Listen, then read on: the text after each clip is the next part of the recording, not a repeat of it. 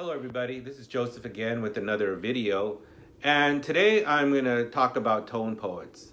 Of course, the big buzz around collectors and especially jazz fans is the tone poets, and most recently, of course, the release of this album, which is John Cole's classic Blue Train, which was released about a week ago or so in two forms. Of course, like I say, it's a tone poet, but it was released in mono in a single version and also as a stereo version with outtakes also. It becomes, I believe, a double album. But I ordered the mono version, and what else can you say about this album? Of course, it's one of the all-time jazz classics. I've never owned this album before. Of course, I've heard it, I've streamed it.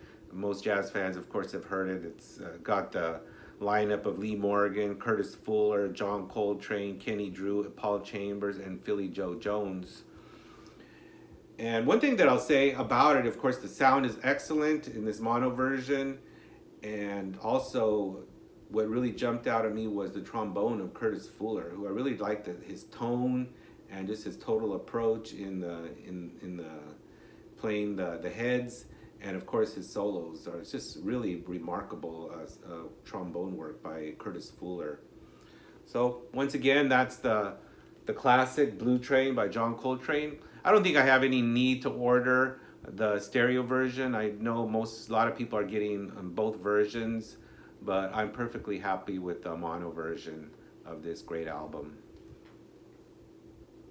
And what I'm going to do today is share with you some my favorites out of my tone poet collection.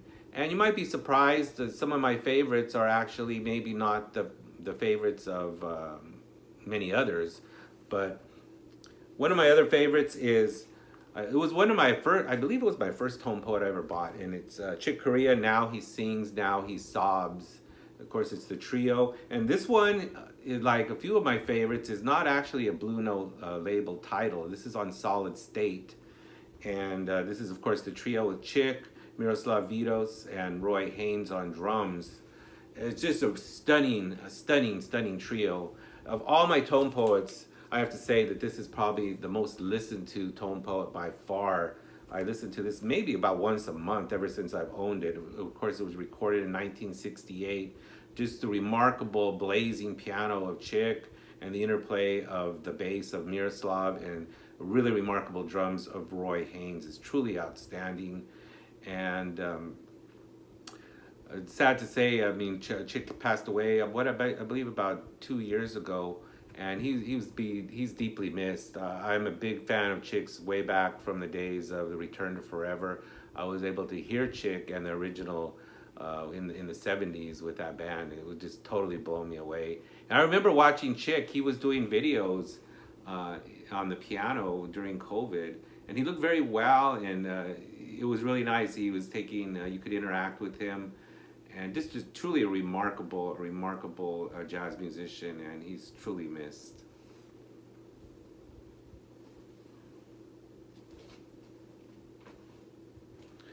Another one of my favorites, it's a non-Blue Note label. This is on World Pacific. And this is, of course, the recording of Lee Konitz Plays with the Jerry Mulligan Quartet. Great album cover here. And this is a very early recording for a tone poet. I believe some of the recordings were done in they were all done in 1953. So it's an early recording for a tone poet, but the sound is really remarkable. And I just love the Jerry Mulligan Quartet. Of course, I'm a big Chet Baker fan. I'm also a big Lee Konitz fan. It's just, especially early Lee Konitz, he's just such a remarkable player and improviser. Really enjoy how Lee Konitz is one of the few saxophone players that did not copy Charlie Parker. He had his sound, his own approach from the get-go. And of course, a lot of that is in part because he was a disciple of the famed Lenny Tristano. But this is really one of my favorites, to hear the interplay between Lee Konitz with Jerry Mulligan and Chet.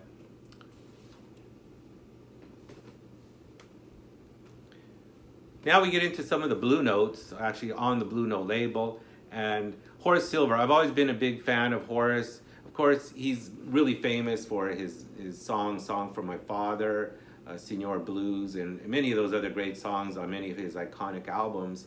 But what's nice about this one, this is a rather not known as well as some of the other classic Silver titles. This is called Further Explorations by Horace Silver. And what's also unique about this one is the group. This is an early version of the group where he has Art Farmer and Clifford Jordan. Art Farmer, of course, on trumpet, and Clifford Jordan on tenor sax. Teddy Kotick on bass, and Lewis Haynes on drums. Nice version of the group, and really wonderful compositions by Horace. There's also, I believe, a cut where he plays with just a trio. And when Horace, I love the horns, of course, working with Horace Silver, but when they lay out and it's just a trio, I always enjoy those cuts. But this is a really remarkable album because, once again, because of the work of Art Farmer, Clifford Jordan, great compositions, great sound, of course, the tone poet, Further Explorations.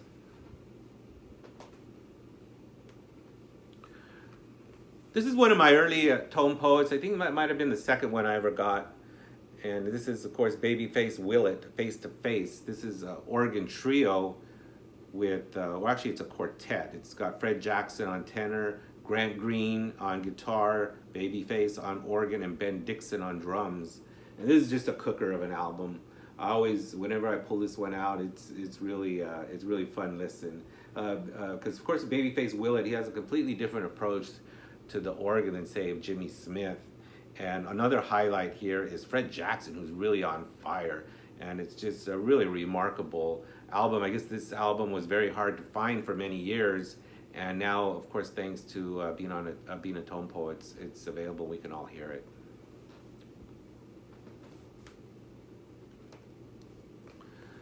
Another Blue Note title. This is, of course, Jumps Errors. This album is from 1969, and this is Herbie Hancock, The Prisoner.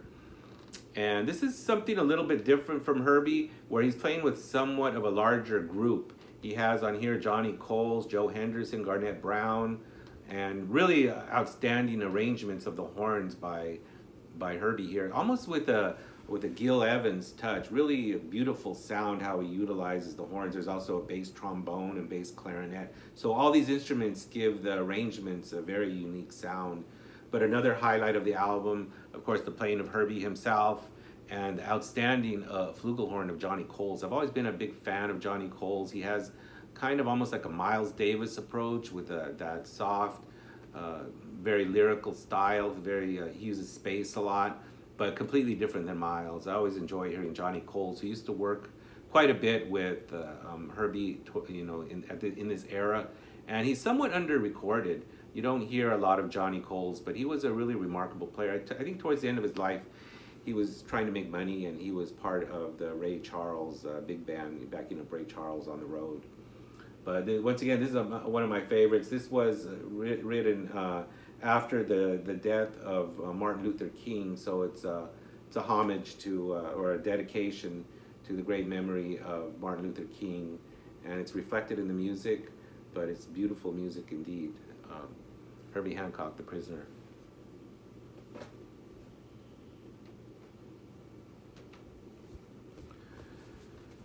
And here we have Joe Henderson. This is another one that's a later era as far as the recording of a tone poet.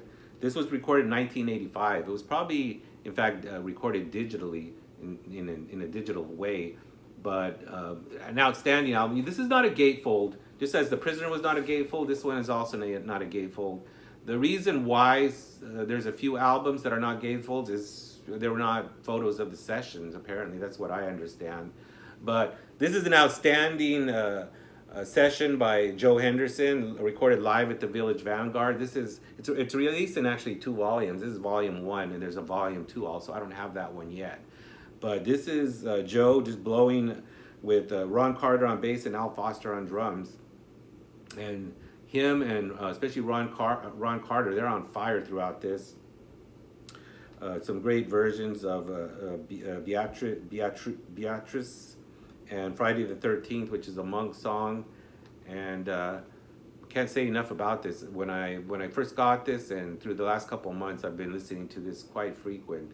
And I was fortunate to hear Joe Henderson a couple of times when he would come to Southern California, especially at the Lighthouse. I would see him almost every time he came, and he was just always on fire and just such an amazing talent.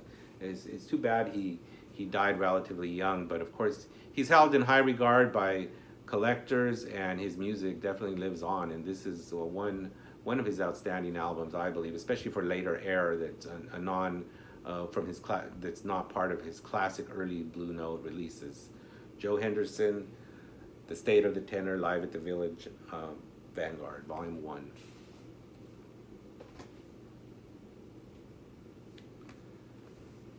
Now we come to Dexter Gordon, Clubhouse. This is, I believe, an album that was not released, except maybe in Japan originally. They dug into the archives and released this one.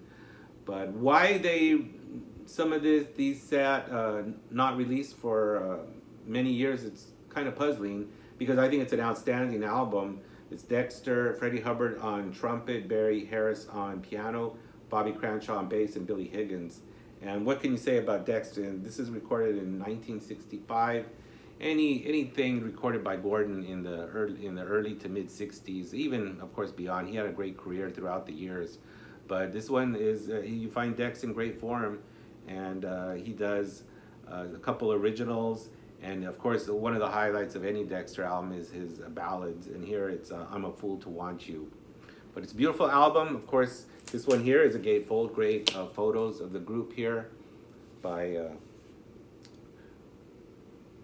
Francis Wolff, of course, who does all the Blue Note photography, and Dexter Gordon, Clubhouse. And last but not least, I cannot get away without having at least one Lee Morgan in the mix, and this is Cornbread. And one of the things why this is a favorite album of mine is it has perhaps my favorite Lee Morgan cut, which is Kiora or Ciora, I don't know how you say it, but that's a beautiful melody written by Lee with beautiful solo, and Hank Mobley and Herbie Hancock also perform beautiful solos on that cut. But the whole album's good. It's got the little funky opening, kind of like a Sidewinder, which is Cornbread, and some other things. It's got a ballad, He'll Win, which is pretty nice. But overall, a great Lee Morgan release. More great photos on the inside.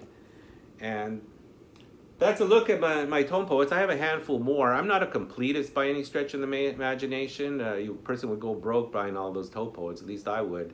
But they're always great releases, and perhaps I'll share more of the rest of them. I have a handful of other tone poets in my collection. But that's all for now. This is like, subscribe, and this is Joe. Have a great day.